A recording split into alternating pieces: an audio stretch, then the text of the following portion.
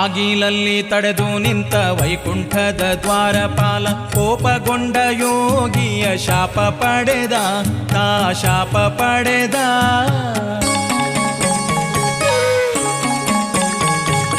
ಬಾಗಿಲಲ್ಲಿ ತಡೆದು ನಿಂತ ವೈಕುಂಠದ ದ್ವಾರಪಾಲ ಕೋಪಗೊಂಡ ಯೋಗಿಯ ಶಾಪ ಪಡೆದ ತಾ ಶಾಪ ಪಡೆದ.